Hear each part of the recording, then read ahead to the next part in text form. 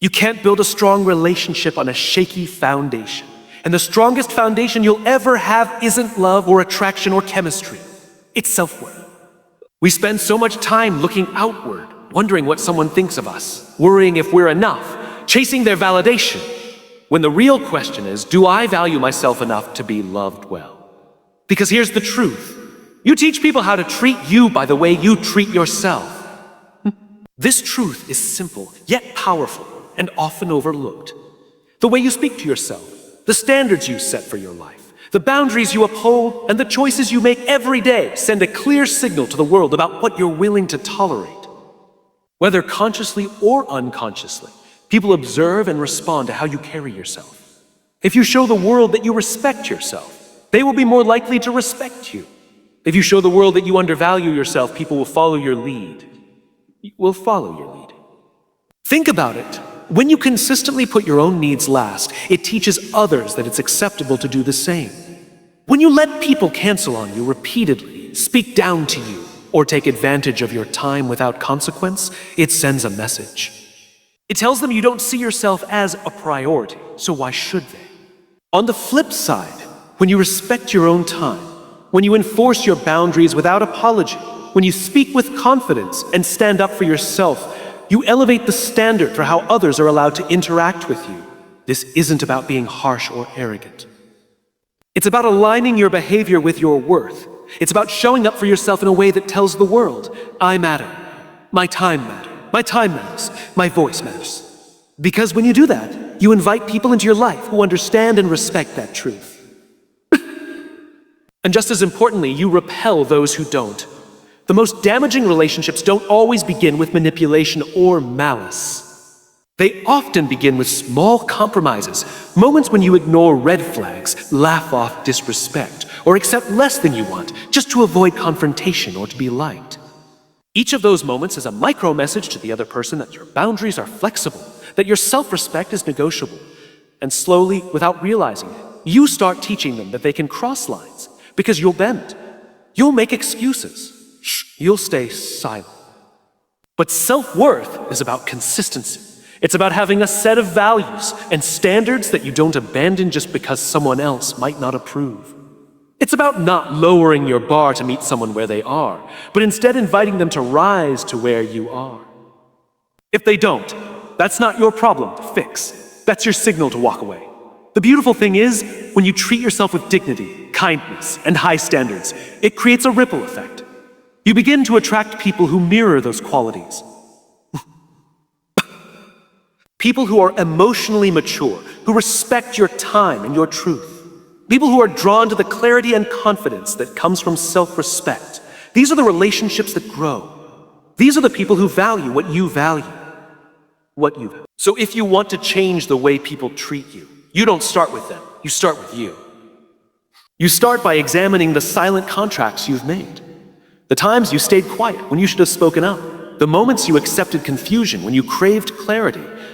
The relationships you held onto when your heart already knew it was time to let go. Then you begin to rewrite those contracts, not with words, but with action. You teach people how to treat you by the way you treat yourself. So treat yourself like someone worthy of love, peace, honesty, and respect, and you'll find those things showing up more and more in the people around you. Because the most powerful boundary you can set is the one you live by.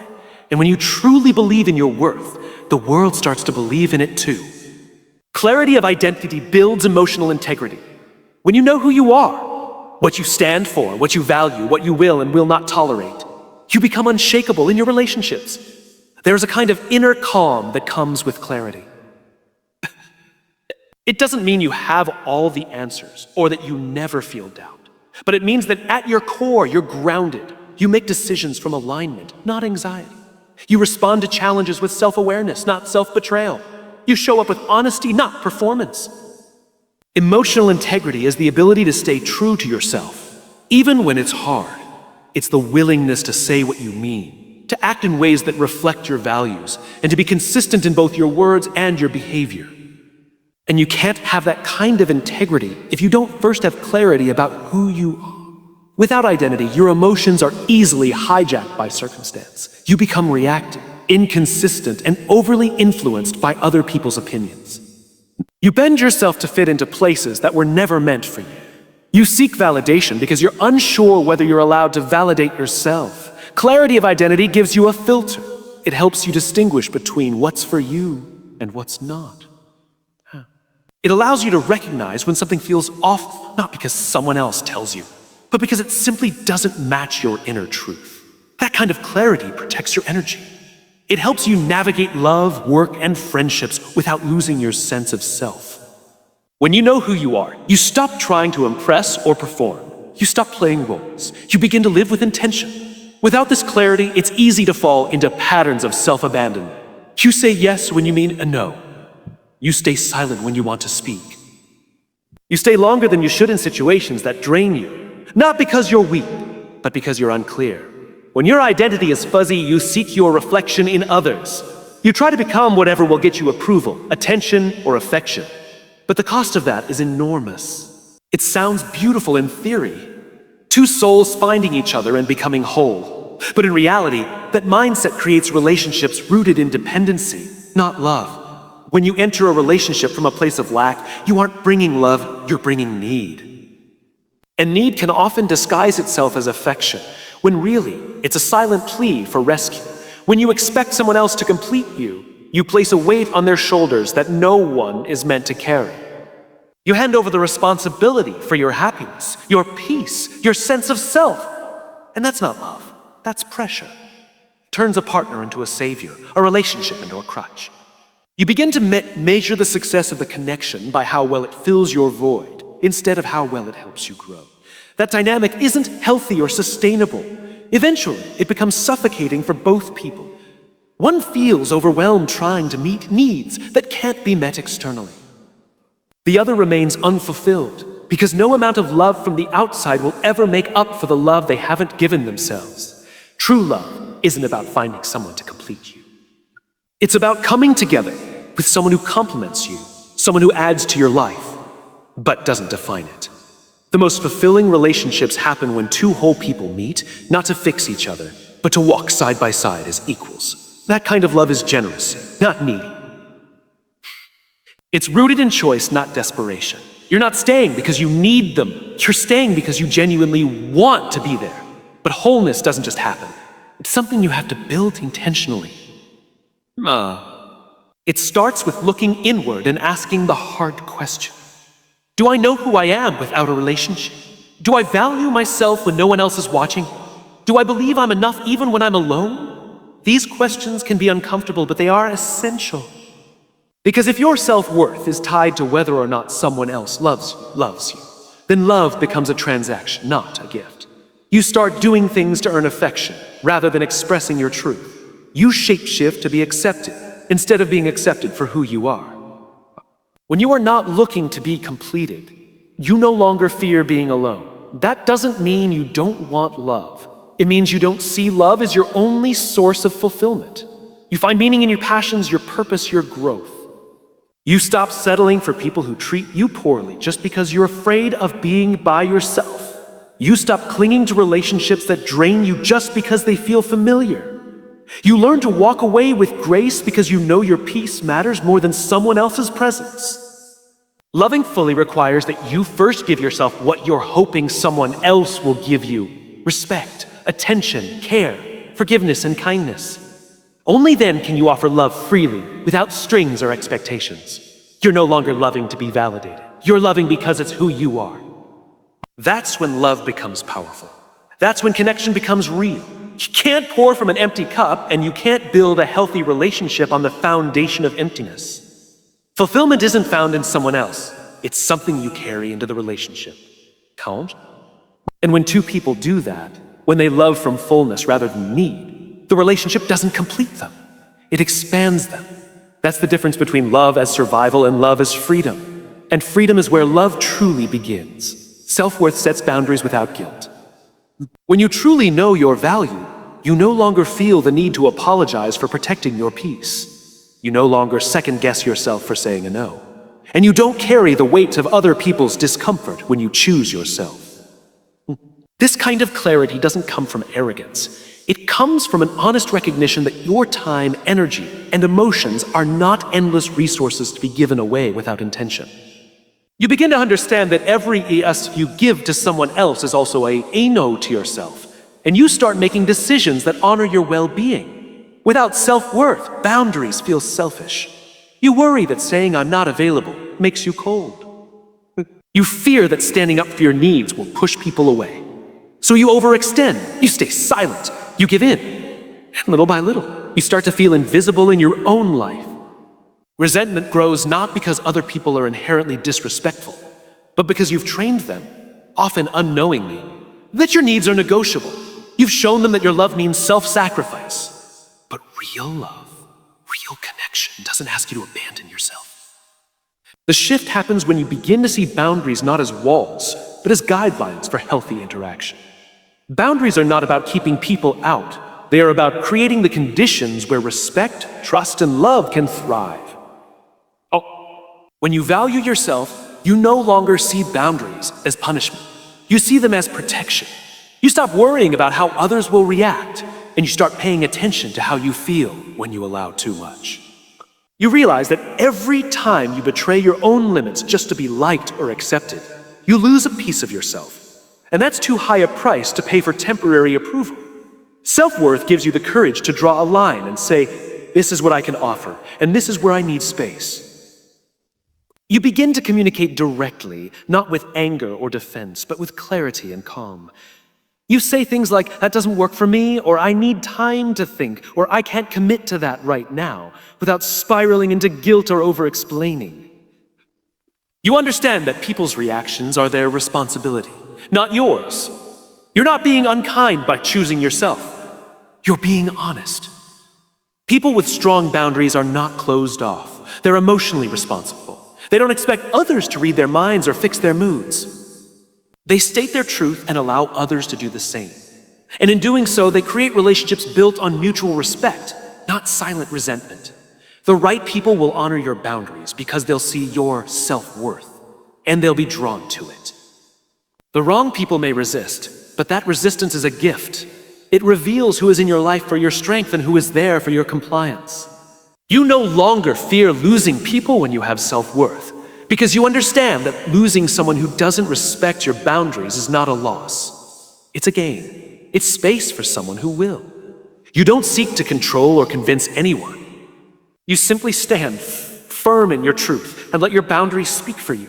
They are your way of saying, "I love myself enough to not shrink in order to keep you comfortable." There is a quiet power in that. A power that comes not from fighting, but from knowing. When you live with self-worth, you give yourself permission to rest, to disconnect, to change your mind, and to walk away. You stop begging for understanding and start creating. You stop apologizing for your standards and start living by them. It doesn't make you hard. It makes you whole. And when you're whole, you set boundaries, not with guilt, but with grace. When you respect yourself, you inspire respect.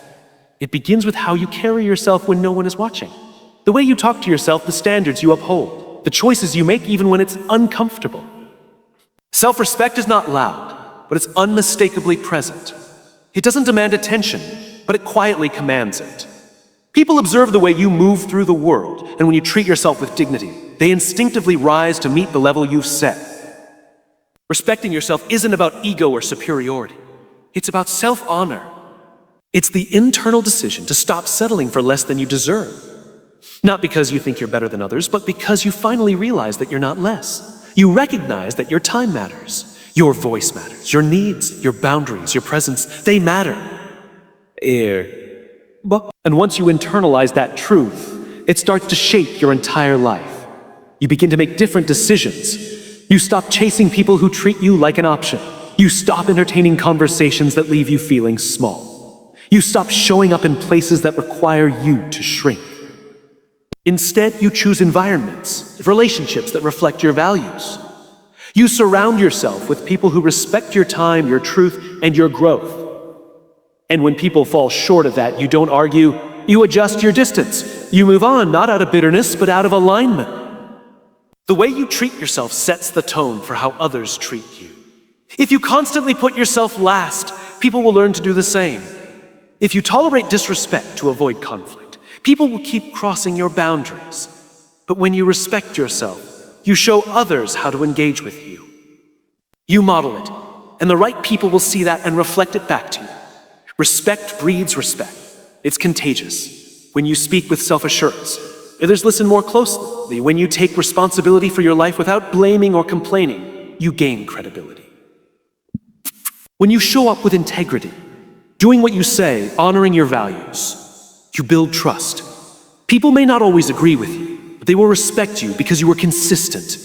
You're not trying to please everyone. You're not shape-shifting to fit in. You are rooted in who you are. And there's a quiet power in that, because when you respect yourself, you no longer seek permission to be yourself. You stop needing everyone to like you. You stop fearing rejection. You know that rejection isn't a reflection of fit. You begin to walk with more freedom. You speak up more. You say no more. You listen to your intuition more. You take up space unapologetically, not to dominate, simply exist as your full self.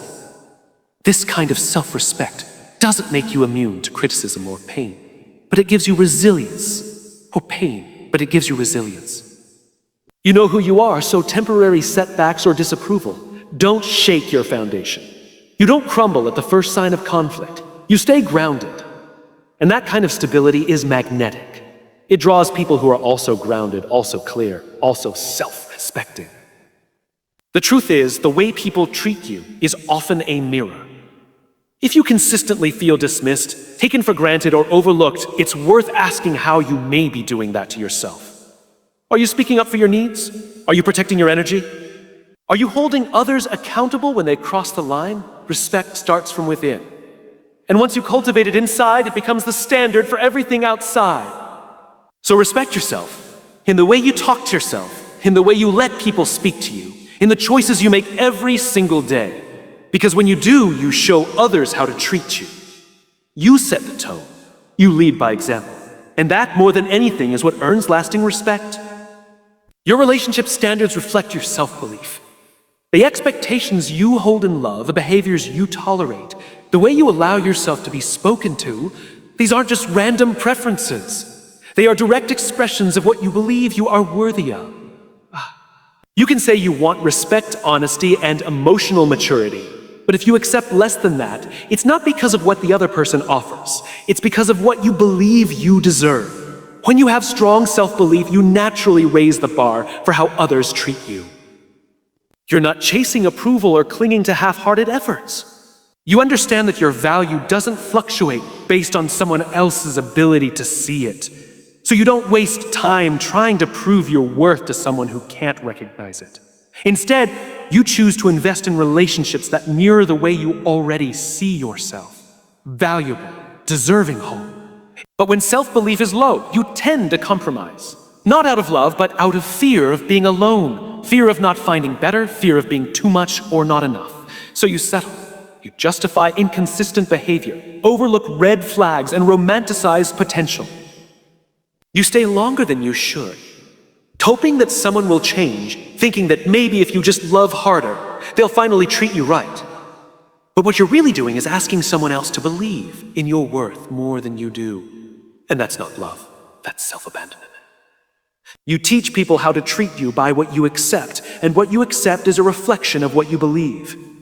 If you believe you're not enough, you'll let people treat you like you're not enough. If you believe your needs are too big, you will silence them to keep others comfortable. If you believe love has to be earned, you'll bend and break yourself trying to deserve it. But none of that leads to a healthy relationship. It just leads to cycles of disappointment and disconnection. When you believe in yourself, your standards shift. You no longer feel guilty for having non-negotiable. You don't entertain people who can't communicate or show up consistently. You don't stay where there's emotional chaos, manipulation, or neglect. That's not being picky. Protective of your peace, your energy, your growth. You know that love isn't about suffering or settling. It's about partnership, trust, and mutual respect. And you won't find it if you keep lowering your standards just to be chosen. Self-belief helps you trust your intuition. You stop second-guessing yourself every time something feels off. You no longer explain away your discomfort just to preserve a connection. You don't force yourself to be okay with things that don't align with your values. And if a relationship ends because of your standards, you don't see it as a failure. You see it as clarity, as alignment, as a step towards something better. The truth is, the love you attract is often a mirror of the love you give yourself. When you show up with self-respect, self-awareness, and self-trust, you naturally attract people who reflect those same qualities. You become less interested in superficial charm and more interested in emotional depth. You don't need someone to complete you. You're already complete. You're just looking for someone to grow with. So if you want better relationships, start with your self-belief. Raise your standards, not to keep people out, but to filter in those who are truly aligned with you. And remember, your standards aren't too high. They're just finally in alignment with the version of you who knows they are enough. That version of you doesn't settle. That version of you doesn't chase. That version of you knows that love rooted in truth, respect, and consistency is never too much to ask. It's the bare minimum.